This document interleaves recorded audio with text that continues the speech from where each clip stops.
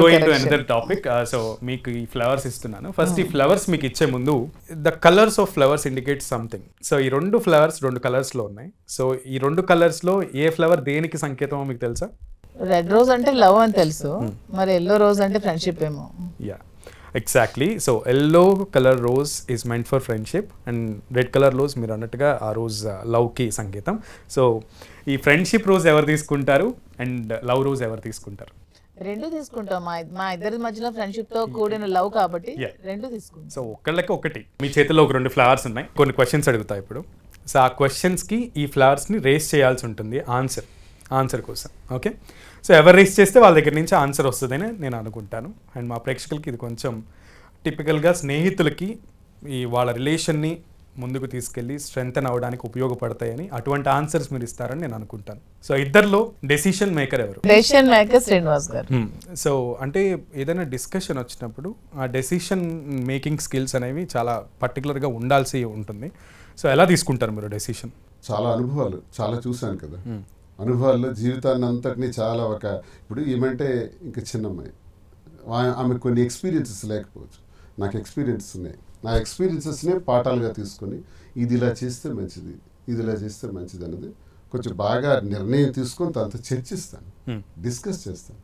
మీ ఇద్దరు చేసిన డిస్కషను మా ఇద్దరికి కొన్ని విషయాలు బయటకు రాకుండా మా సన్నిహితులతో కూడా చర్చిస్తాం, వాళ్ళ ఒపీనియన్స్ కూడా తీసుకుంటాం. అన్ని ఒపీనియన్స్ తీసుకునే మేము కంక్లూషన్కి వచ్చేస్తాం. అంతేగాని నేను డెసిషన్ తీసుకున్నాను కదా ఇంకా ఇదే ఫైనల్ అని కూడా నేను చెప్పాను. ఓకే, మేము డిస్కస్ చేస్తాం. ప్రతి డిస్కషన్ కూడా చేసే నేను ఒక ఫైనల్ డెసిషన్ నాదే, కానీ we will discuss and take decision. Okay, so argument అనేది లేదు అని అయితే చెప్పొద్దు ప్లీజ్ దయచేసి. ఆర్గ్యుమెంట్ లేకుండా ఏ రిలేషన్షిప్ ఉండదు. That word. సో ఆర్గ్యుమెంట్స్ అసలు ఎలా స్టార్ట్ అవుతాయి? ఎవరు స్టార్ట్ చేస్తారు? రోజు ఎత్తాలి ఎవరు ఎత్తుతారు? ఆర్గ్యుమెంట్ స్టార్ట్ చేసేది ఎవరు? యా, నేనే ఆర్గ్యుమెంట్ స్టార్ట్ చేస్తాను. అందుకే రోజు లిఫ్ట్ చేయను. ఓకే, సో ఆర్గ్యుమెంట్ రేస్ చేసేది. సో ఆర్గ్యుమెంట్ సాల్వ్ చేసేది ఎవరు? నేను. మీరు సాల్వ్ చేస్తారు. సో ఆర్గ్యుమెంట్ సాల్వింగ్ ఎలా చేస్తారు? మీరు ఫ్లవర్ నా దాంట్లో తప్పున్నా తప్పు లేకపోయినా నేను కాంప్రమైజ్ అవుతాను. సో మీరే సారీ చెప్తారు? తప్పు లేకపోయినా సరే సారీ చెప్తాను, ఎందుకంటే I don't want to ruin this relationship. ఇంకా ఈ రిలేషన్షిప్ మళ్ళీ కోల్పోయి నేను మళ్ళీ నా లైఫ్ బ్యాక్ వెళ్ళాలనే సిచ్యువేషన్ లో నేనైతే లేను. సో నా తప్పు లేకపోయినా సరే అతను తప్పు ఉందని తెలిసినా సరే నేను కాంప్రమైజ్ సారీ చెప్తాను. ఏ రిలేషన్షిప్ అయినా ముందుకు వెళ్ళడానికి ఒకళ్ళు కాంప్రమైజ్ అవ్వాలి.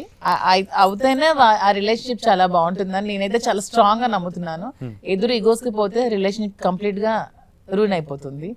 ఏదైనా ఒక కాన్ఫ్లిక్ట్ ఇద్దరు వైఫ్ అండ్ హస్బెండ్ మధ్యలో వచ్చినప్పుడు అది ఎట్ ఎనీ కాస్ట్ అది నైట్ మనం పడుకునే లోపే సాల్వ్ చేసుకుని ఇద్దరు హ్యాపీగా పడుకోవాలి. అది ఎప్పుడైతే డిస్టర్బెన్స్ పెరిగిందో అది చాలా పెరుగుతూనే వస్తుంది. నాకైతే అస్సలు నిద్ర పట్టదు. నేను సాల్వ్ చేసుకొని హ్యాపీగా తనకు సారీ చెప్పి కావాలంటే డిస్కస్ చేసుకొని సారీ చెప్పి నేనైతే ఉంటాను తప్పితే నేను దాన్ని అయితే ప్రొలాంగ్ చేయాలనేది నాకైతే ఉండదు. సో గొడవలు జరుగుతూ ఉంటాయి సాధారణంగా. ఆర్గ్యుమెంట్ లేనిదే ఏ రిలేషన్షిప్ లేదని మీరు ఆల్రెడీ అడ్మిట్ చేశారు కాబట్టి చాలా లాంగ్ లాస్టింగ్ నడిచిన గొడవ మీది ఎప్పుడు? దానికి కారణం ఏంటి? లాంగ్ లాస్టింగ్ అస్సలు లేదు. ఏదైనా ఎనీ కాస్ట్ నైట్ ఎండ్ అవ్వాల్సిందే, నేను ఊరుకోను. అసలు లాంగ్ లాస్టింగ్ అనేది మా ఇద్దరి మధ్యలో ఇంతవరకు ఒక రోజు కూడా లేదు. Few hours, half an hour, 1 hour, maximum 2 hours. ఏముండదు, నేను మౌనం దాని చేస్తాను. యా,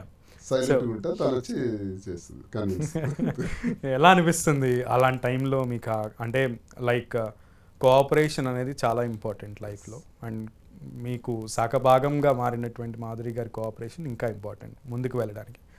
సో ప్రశాంతత ఆల్రెడీ అడ్మిట్ చేశారు. సో మనిషికి ఒక ధైర్యం, ఒక సపోర్ట్, ఒక హ్యూమన్ బీయింగ్ సపోర్ట్ ఉండాలండి. అది మగవని ఆడవని.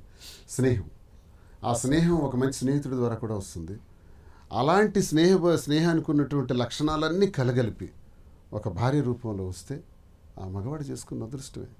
మనకి చిరుకోపాలు ఉంటాయి సాధారణంగా మేల్ కాన్సెప్ట్లో, వ్యాపార రీత్యా, రాజకీయ రీత్యా, ఇంకోటో మనకు తలకాల నొప్పులు మనం ఉంటాయి. ఏదో ఒక మాట చెప్తాం, ఈగోగా తీసుకుంటాం, ఇదే రైట్ అంటాం. అనేటప్పుడు ఒక అరగంట పోతే రాంగ్ అంటాం మనమే.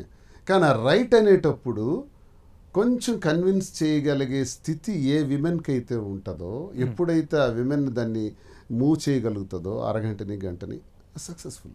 తను ఏం చేస్తుందంటే నేనే రైట్ అనేటప్పుడు కరెక్ట్, నువ్వే రైట్, ఓకే నువ్వే చేయగలవా నేను చెప్పేసి సారీ రాజా జనరల్గా క్లియర్ లేదు, నువ్వే రైట్ అంటాను. వైఫై రైట్ అని హస్బెండ్ ఒప్పేసుకుంటే ఏ గొడవలు ఉండవు. నేను తీసుకున్న నిర్ణయాలు కొన్ని చెప్పే మాటలు ఇగోకి సంబంధించి ఉంటాయి, తను తీసుకుంది మాత్రం రియల్గా కరెక్టే అనిపిస్తుంది. మళ్ళీ నేను ఆఖరికి ఏం చెప్తాను, నువ్వు అన్నదే కరెక్ట్, నేను అలా అన్నాను కానీ నువ్వు అన్నదే కరెక్ట్ అంటారు. ట్రిప్స్ ఫస్ట్ ఎవరు ప్లాన్ చేస్తారు? ట్రిప్స్ నాకు చాలా ఇష్టం. నాకు నేచర్కి దగ్గరగా ఉండడం చాలా ఇష్టం. అతను కూడా చాలా ఇష్టం. తను ఒక సినిమాటిక్ పర్సన్ లా ఉంటాడు, అంటే ప్రతిదీ కూడా బాగా ఎంజాయ్ చేస్తారు. ఆఫ్ కోర్స్, కానీ పొలిటికల్ లైఫ్ లో ఉన్నప్పుడు మైట్ బి మీకు అంత టైం దొరుకుండదేమో. నేను బేసికల్గా లిటరేచర్ స్టూడెంట్ని కదా, ప్రకృతిని ఆస్వాదించటం, దాన్ని చదవటం, వినటం, అర్థం చేసుకోవటం ఇష్టం. సో అయితే అంటే ప్రజా జీవితం చాలా యాక్టివ్గా పోషిస్తున్నప్పుడు ఆ టైం గడుపుతున్నప్పుడు స్పేర్ చేస్తాను మైండ్ని. అదే దానికి మెడిసిన్ అనమాట. ఓకే, మైండ్ని ఎంత బాగా మనం రిఫ్రెష్ చేసుకుంటే అంత బాగా పనిచేస్తాం. సో అంటే ఎట్లా ఒక ట్రిప్కి వెళ్ళాలనే టైం ఎట్లా డిసైడ్ చేస్తారు? లేదు, అన్ని సడన్ గా ప్లాన్ చేస్తాను. ఎందుకంటే ప్లాన్ ట్రిప్స్ ఎప్పుడు కూడా సక్సెస్ అవ్వవు. అన్ప్లాన్ ట్రిప్స్ మాకేముంటుందండి, 24 గంటలు కార్లోనే తిరుగుతాం. ఫ్లైట్స్, ట్రైన్స్, అదర్ జర్నీ అనేది రేర్, తక్కువ ఉంటుంది. మ్యాక్సిమం మా లగేజ్ అంతా ఒక వారం రోజులకు సరిపడా లగేజ్ కార్లో ఉంటుంది. ఆల్రెడీ ఇద్దరు డ్రైవర్లు ఉంటారు, మేము మధ్య సీట్లో ఉంటాం, మరొక అసిస్టెంట్ ఉంటాడు. అవసరమైతే మరో కారు వెనక వస్తుంది సెక్యూరిటీ, ఇంకా పోతాం అంతే. ఎటు పోతామో ప్రయాణాలు చాలా మధురంగా ఉంటాయి అంటారు. సో ఎన్ని గమ్యం లేని ప్రయాణాలు చేశారు? మొన్న కూర్కి వెళ్తాం అనుకోలేదు, వెళ్ళాం. వైనాడు కూడా అనుకోలేదు. సో మీరు వెళ్ళిన ప్రయాణాలన్నీ గమ్యం లేని ప్రయాణాలు. అయోధ్య వెళ్ళాలనుకోలేదు, అక్కడికి వెళ్ళిన తర్వాత అయోధ్య దగ్గర ఉంది, పద వెళ్దాం అనుకున్నాం. సూపర్, అసలు చాలా మందికి ఇన్స్పిరేషన్ ఈ జర్నీస్. సో మీరు ట్రిప్స్